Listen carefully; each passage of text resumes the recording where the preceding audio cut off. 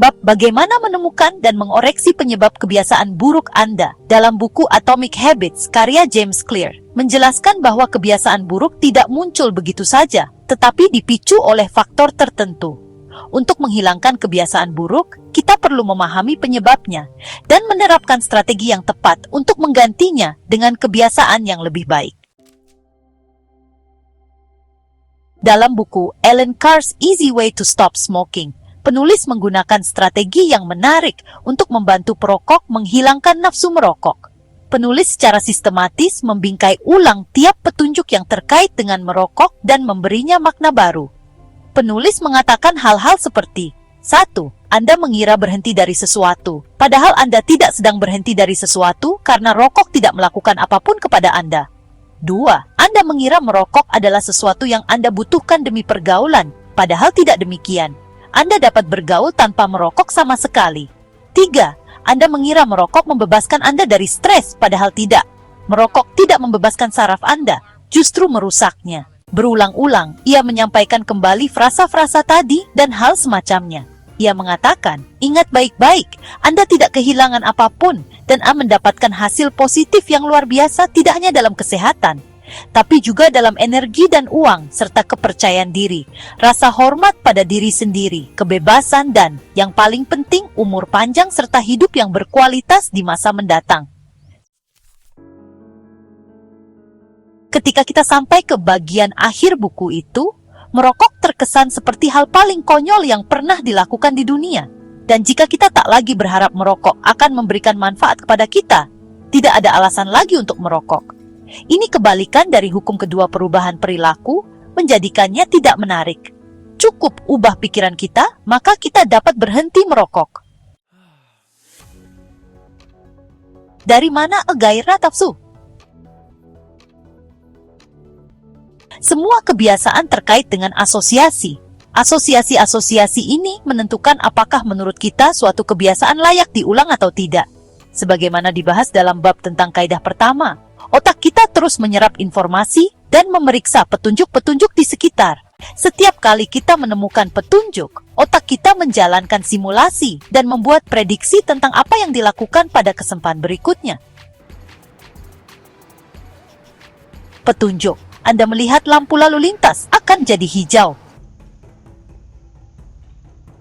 Prediksi, kalau tancap gas, mungkin aku akan berhasil melewati persimpangan dan tidak terlambat sampai di tujuan. Jadi aku harus tancap gas.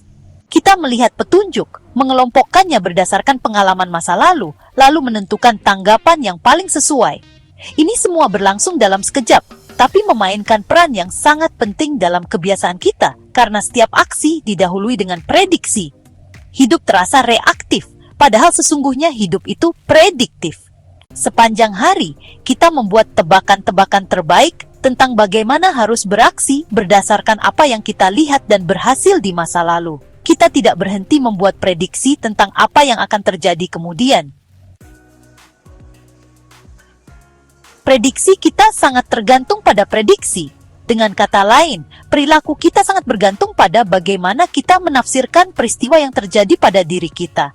Tidak harus realitas objektif peristiwa-peristiwa itu sendiri.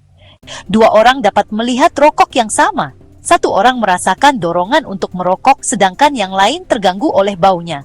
Petunjuk yang sama dapat memicu kebiasaan baik atau sebaliknya, tergantung prediksi kita. Penyebab kebiasaan kita sesungguhnya adalah prediksi yang mendahuluinya.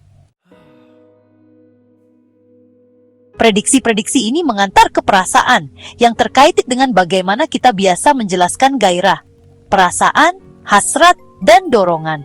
Perasaan dan emosi mengubah petunjuk yang kita dapatkan, dan prediksi yang kita buat menjadi sinyal yang dapat kita terapkan. Sinyal itu membantu kita menerangkan apa yang sedang kita rasakan. Sebagai contoh, entah disadari atau tidak, kita merasakan seberapa hangat atau dingin saat ini. Jika temperatur turun 1 derajat, kita barangkali tidak akan berbuat apa-apa. Namun, ketika temperatur turun 10 derajat, kita akan merasa dingin dan mengambil baju hangat. Perasaan dingin adalah sinyal yang menyuruh kita beraksi. Kita merasakan petunjuk itu sepanjang waktu, tapi hanya ketika meramalkan bahwa kita akan menjadi lebih baik dalam situasi yang berbedalah kita melakukan aksi. Gairah adalah perasaan bahwa ada sesuatu yang hilang. Gairah adalah hasrat untuk mengubah keadaan internal. Ketika temperatur turun, ada kesenjangan antara apa yang tubuh kita rasakan dan apa yang ingin kita rasakan. Kesenjangan antara keadaan saat ini dan keadaan yang kita inginkanlah yang memberi alasan untuk beraksi. Hasrat adalah perbedaan antara di mana kita sekarang dan di mana kita ingin berada pada masa mendatang. Bahkan aksi yang paling kecil dipicu oleh motivasi untuk merasa berbeda daripada yang sedang kita rasakan. Ketika kita sedang ingin sekali makan, ingin sekali merokok, atau ingin sekali membuka media sosial, yang sesungguhnya kita inginkan bukanlah keripik kentang, rokok, atau sekumpulan like. Yang sesungguhnya kita inginkan adalah merasa berbeda. Perasaan dan emosi memberitahu kita, entah untuk bertahan pada keadaan saat ini, atau melakukan perubahan. Perasaan dan emosi membantu kita memutuskan arah aksi yang paling baik. Pakar ilmu saraf menemukan bahwa ketika emosi dan perasaan menjadi lemah, kita sungguh kehilangan kemampuan untuk membuat keputusan. Kita tidak memiliki sinyal tentang apa yang harus dicari dan dihindari. Seperti kata ilmuwan saraf Antonio Damasio, emosilah yang memungkinkan kita menandai sesuatu sebagai baik, buruk, atau sama saja. Untuk ringkasnya, hasrat tertentu yang kita rasakan dan kebiasaan yang kita jalankan sesungguhnya merupakan upaya untuk memenuhi motif-motif dasar yang ada di baliknya. Setiap kali suatu kebiasaan berhasil memenuhi suatu motif, kita mengembangkan gairah untuk mengerjakannya lagi. Sejalan dengan waktu, kita belajar meramalkan bahwa membuka media sosial akan membantu kita merasa disukai, atau bahwa menonton YouTube akan memungkinkan kita melupakan rasa takut. Kebiasaan menjadi menarik ketika kita mengaitkannya dengan perasaan-perasaan positif. Dan kita dapat menggunakan wawasan ini demi keuntungan kita, bukan sebaliknya. Cara memprogram ulang otak untuk menikmati kebiasaan sulit. Kita dapat menjadikan kebiasaan sulit lebih menarik jika berhasil mengaitkan kebiasaan itu dengan pengalaman positif.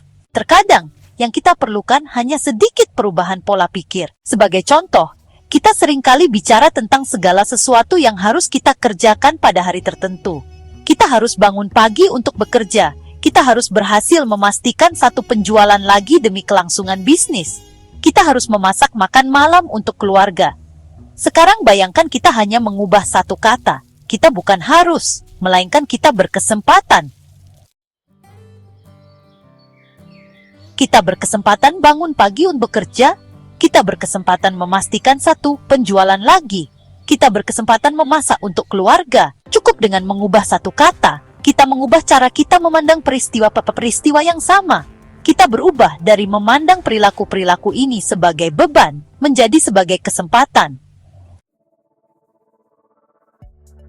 Yang pokok dalam kedua versi realitas itu adalah benar. Kita harus melakukan hal-hal itu dan kita juga berkesempatan melakukannya. Kita bisa mendapatkan bukti untuk perubahan pola pikir apapun yang kita pilih. Seorang yang memakai kursi roda, ketika ditanya apakah terkurung di kursi roda membuatnya merasa sulit, ia menjawab, "Saya bukan terkurung di kursi roda ini, saya merasa terbebaskan oleh kursi roda ini. Kalau bukan karena kursi roda ini, saya akan tetap diranjang dan tak pernah bisa meninggalkan rumah." Perubahan perspektif ini mengubah total caranya menjalani hidup sehari-hari. Membingkai ulang kebiasaan dengan lebih berfokus pada manfaat ketimbang kerugian adalah cara yang cepat mudah untuk memprogram ulang pikiran dan menjadikan kebiasaan terkesan lebih menarik. Banyak orang mengaitkan olahraga dengan kewajiban berat yang menguras energi dan melelahkan. Kita dapat dengan sama mudah memandang sebagai cara untuk mengembangkan keterampilan dan meningkatkan stamina. Alih-alih berpikir, "Aku harus lari pagi ini," katakanlah, "Sudah waktunya meningkatkan stamina dan berlari lebih cepat." Perubahan pola pikir kecil ini bukan sesuatu yang ajaib, tapi bisa membantu mengubah perasaan-perasaan yang kita kaitkan dengan kebiasaan atau situasi tertentu. Jika ingin selangkah lebih maju, kita dapat menciptakan ritual motivasi. Kita cukup berlatih menghubungkan kebiasaan-kebiasaan kita dengan sesuatu yang kita nikmati. Lalu kita bisa menggunakan petunjuk itu setiap kali memerlukan sedikit motivasi. Ed Latimore, petinju dan penulis dari Pittsburgh, mengambil manfaat dari strategi serupa tanpa menyadarinya. Awalnya ia memasang headphone, memutar sejumlah musik yang ia nikmati, dan menjadi berfokus pada pekerjaan. Setelah melakukannya 5, 10, 20 kali, memasang headphone menjadi petunjuk bahwa ia secara otomatis mengaitkannya dan peningkatan fokus. Gairah muncul secara alami. Kita dapat mengadaptasi strategi ini untuk hampir setiap tujuan. Misalkan kita ingin merasa lebih bahagia secara umum. Carilah sesuatu yang membuat kita sungguh bahagia, misalnya mandi rendam, atau mengajak binatang piaraan kita bermain. Lalu buat rutinitas singkat yang kita lakukan setiap kali sebelum kita melakukan hal yang kita sukai. Mungkin menghela nafas panjang dan tersenyum. 3 kali menarik nafas panjang, tersenyum, mengelus-elus binatang piaraan, ulangi. Akhirnya, kita akan mulai mengaitkan rutinitas menghela napas dan tersenyum dengan suasana hati yang baik. Rutinitas itu menjadi petunjuk yang bermakna merasa bahagia. Begitu menjadi mapan, kita dapat menerapkannya kapan saja kita perlu mengubah kondisi emosi. Stres saat bekerja, tarik napas panjang 3 kali lalu tersenyum. Kecewa dengan hidup, tarik napas panjang 3 kali dan tersenyum. Setelah terbangun menjadi kebiasaan, petunjuk itu dapat membangkitkan gairah, bahkan meskipun hampir tidak ada kaitannya dengan situasi asli. Kunci dalam menemukan dan mengoreksi penyebab kebiasaan-kebiasaan buruk kita adalah membingkai ulang asosiasi yang kita miliki tentang kebiasaan-kebiasaan itu. Memang tidak mudah, tapi jika dapat memprogram ulang prediksi-prediksi kita, kita dapat mengubah kebiasaan yang sulit menjadi kebiasaan yang menarik. Jadi, bagaimana menemukan dan mengoreksi penyebab kebiasaan buruk Anda? Dalam buku Atomic Habits karya James Clear, menegaskan bahwa kebiasaan buruk memiliki pemicu yang dapat diidentifikasi dan dikendalikan. Dengan mengubah lingkungan, mengganti kebiasaan buruk dengan alternatif yang lebih sehat, serta menyadari manfaat jangka panjang dari perubahan, kita dapat lebih mudah mengoreksi kebiasaan negatif dan membangun pola hidup yang lebih baik. Untuk mendapatkan buku Atomic Habits karya James Clear, klik tautan pada deskripsi video ini untuk melakukan pembelian secara online di bellbook.com. Bellbook.com adalah toko buku online yang sudah berdiri sejak tahun 2009 dan melayani pengiriman ke seluruh wilayah di Indonesia.